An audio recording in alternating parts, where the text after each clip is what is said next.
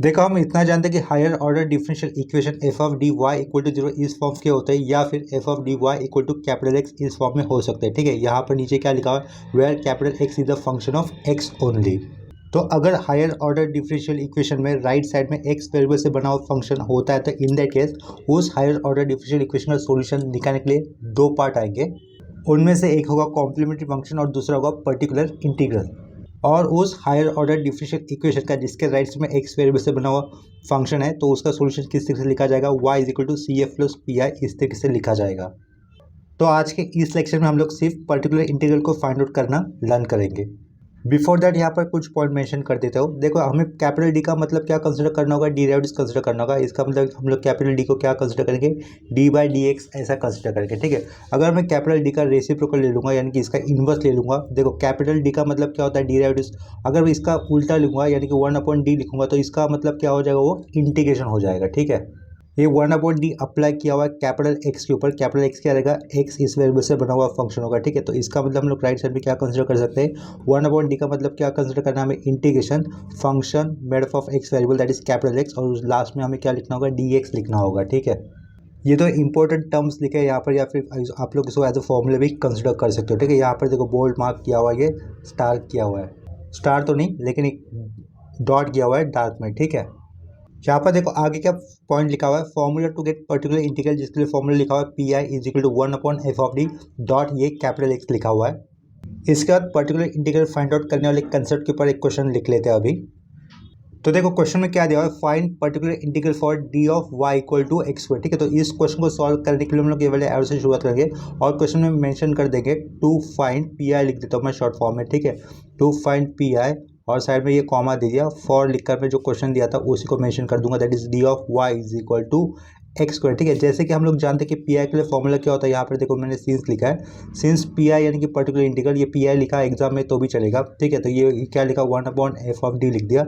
जो basic formula यही होता है ना पी आई के लिए, ऊपर ही मेंशन किया हुआ है। ठीक है, तो यहाँ पर देखो f(d) क्या होता है, y के साइड में आया हुआ d वेरिएबल से बना हुआ फंक्शन होता है। ठीक है, क्या कहा, f(d) क्या रहेगा, y के साइड में आया हुआ d वेरिएबल से बना हुआ फंक्शन होगा। तो यहाँ पर वो क्या है, सिर्फ d दिख रहा था यानी कि ये 1/d लिखा, साइड में x क्या दिया हुआ है, x वेरिएबल से बना हुआ फंक्शन वो दिया है सिंपली एक्स स्क्वायर, तो यहाँ पर ये स्मॉल एक्स स्क्वायर लिख दिया। ठीक है, इतना क्लियर हुआ होगा।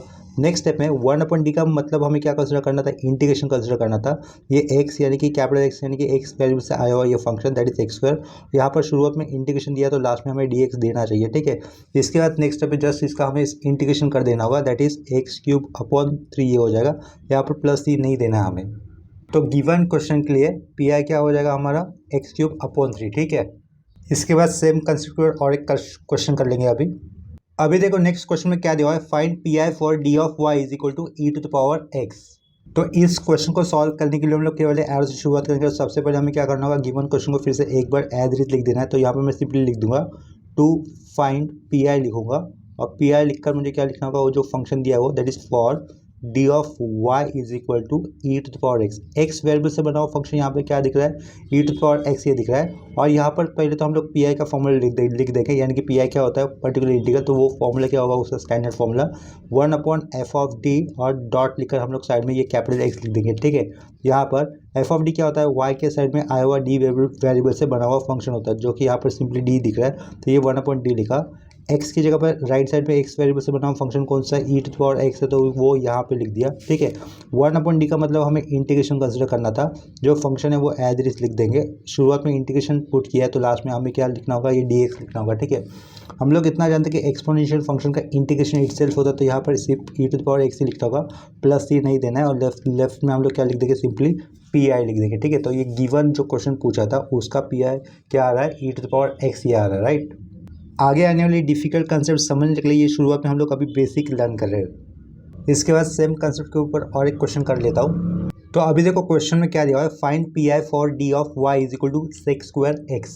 तो इस क्वेश्चन को सॉल्व करने के लिए हम लोग ये वाले एरो से शुरुआत करेंगे। तो सबसे पहले हमें गिवन क्वेश्चन को फिर से एक बार एज इट लिख देना होगा। तो यहाँ पर देखो मैं क्या लिख रहा हूँ, टू फाइंड लिखा, पी आई लिखूंगा, टू फाइंड पी आई, उसके बाद फंक्शन लिख दूंगा मैं for D of Y is equal to क्या रहेगा, ये sec²x होगा।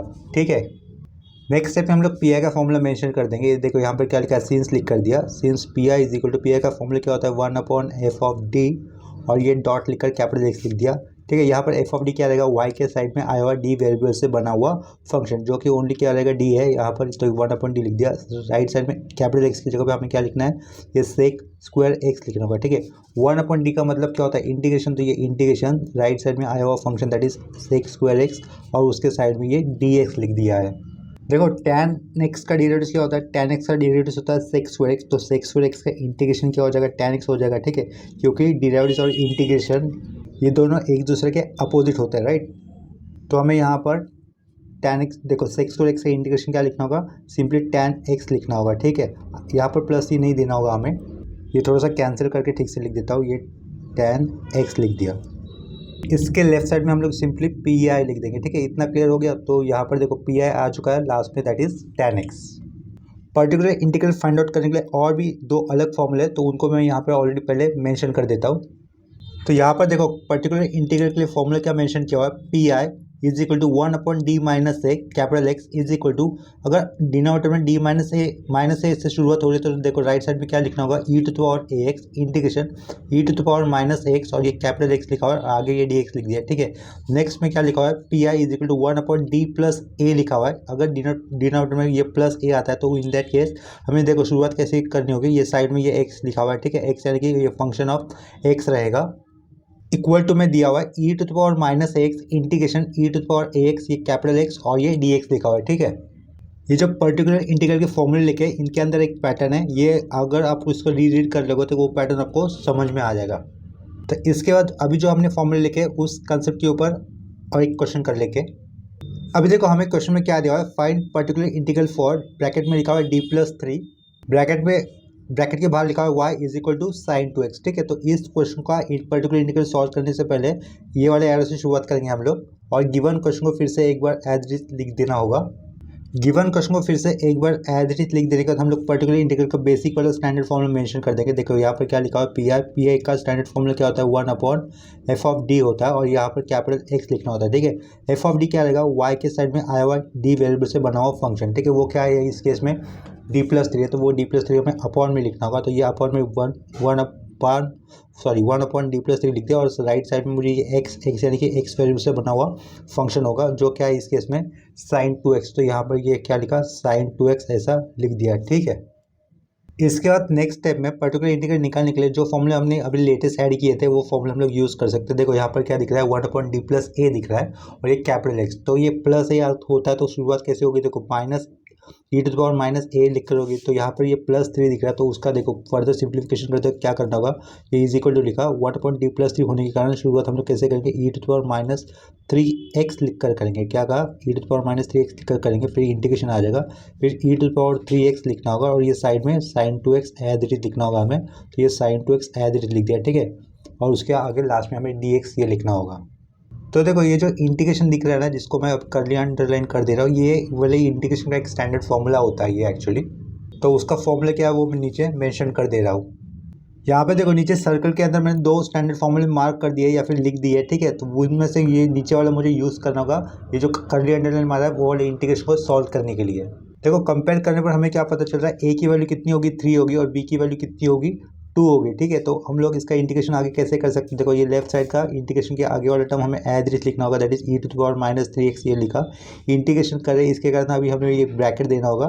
फर्स्ट टर्म क्या होगा, e to the power ax यानी कि e to the power 3x ये हम लोग एज इट इज लिख देंगे। नीचे क्या करना है, a² प्लस b², a की जगह पे 3 था और b की जगह पे कितना था 2 था, तो इसके कारण वो कैसे लिखा जाएगा, 3² 9 2² 4, तो 9 + 4 13 होता है, तो वो डायरेक्टली लिख दूंगा मैं 13, डिनोमिनेटर में मुझे डायरेक्टली 13 लिख देना होगा। ठीक है, यहाँ पर ये 13 लिख दिया है। ठीक है, फिर ये फिर से एक राउंड ब्रैकेट डाल दिया, ए की वैल्यू कितनी थी 3 थी, तो ये 3 sin bx यानी कि sin 2x लिखना है, फिर से ये माइनस साइन आएगा, b की वैल्यू कितनी थी 2 थी, तो ये 2 लिखा, और यहाँ पे क्या लिखूंगा cos 2x लिखूंगा, ये राउंड ब्रैकेट क्लोज, और उसके आगे ये स्क्वायर ब्रैकेट क्लोज कर दिया। ठीक है, नेक्स्ट स्टेप में अगर ये स्क्वायर ब्रैकेट के बाहर आया हुआ e to the power minus 3x ये टर्म अंदर जाएगा, तो ये e to the power 3x के साथ वो कैंसिल हो जाएगा, क्योंकि यहाँ पर देखो e की पावर में 3x है और साइड में e की पावर में माइनस 3x है, इसके कारण। तो आगे फाइनल टर्म क्या बचेगा, देखो 1/13, और ये राउंड ब्रैकेट के अंदर क्या आएगा 3 sin 2x minus 2 times of ये cos 2x रहेगा। ठीक है, लास्ट में ये राउंड ब्रैकेट क्लोज कर दिया, इसके लेफ्ट साइड में हम लोग ये पी आई ऐसा लिख देंगे। ठीक है, इसके बाद सेम कंसेप्ट के ऊपर एक आखिरी क्वेश्चन कर लेते हैं।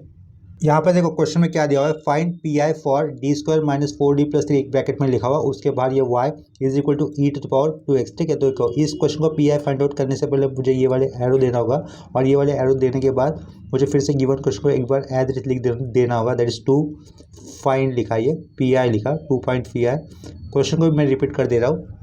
देखो क्वेश्चन को रिपीट करने के बाद हमें पहला स्टेप क्या करना होगा, सिंस पी आई का फॉर्मूला लिखना होगा स्टैंडर्ड वाला, जो क्या होता है P I is equal to 1/f(d) होता है। ठीक है, और साइड में हमें ये कैपिटल एक्स लिखना होता है, ये कैपिटल एक्स का मतलब होता है function made of x variable.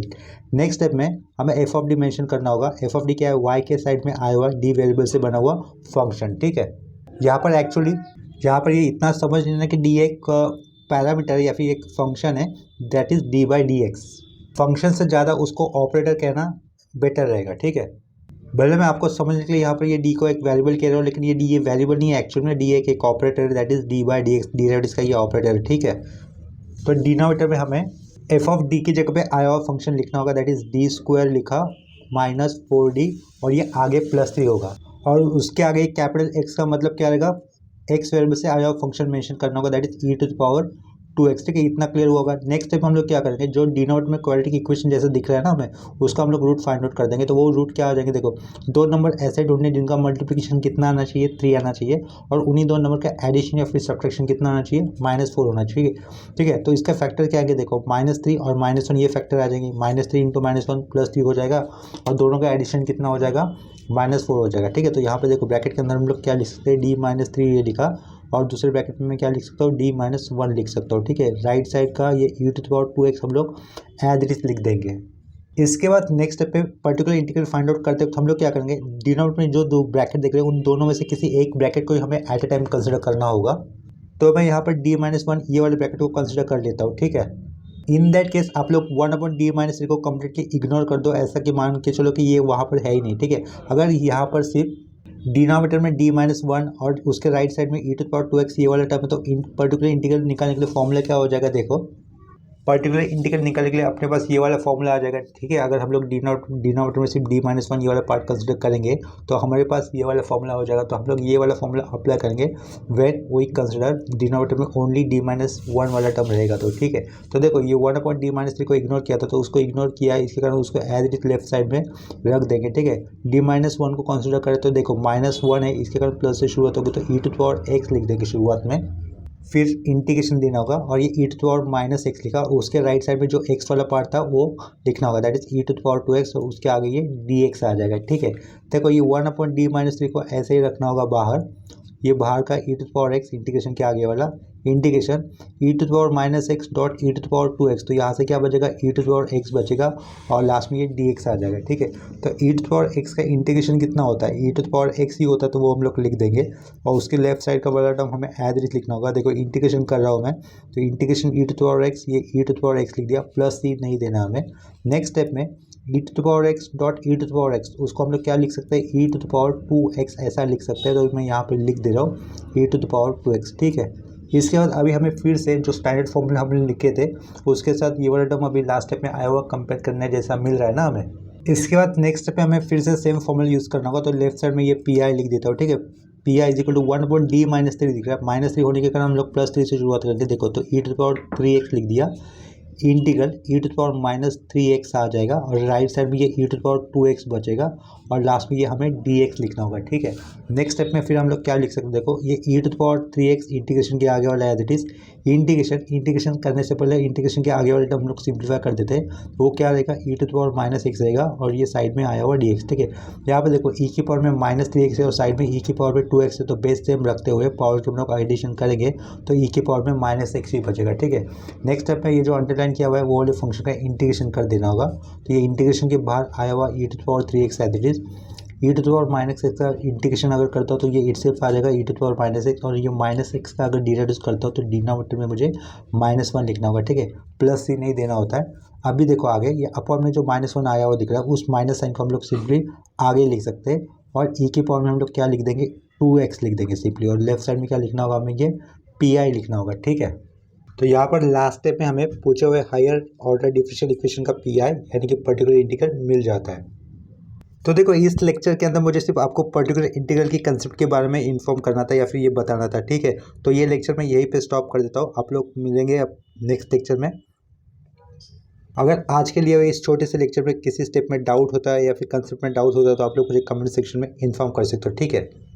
तो अभी के लिए छोटा सा लेक्चर यहीं पे स्टॉप करता हूँ, मिलते हैं नेक्स्ट लेक्चर में, तब तक के लिए बाय एंड टेक केयर।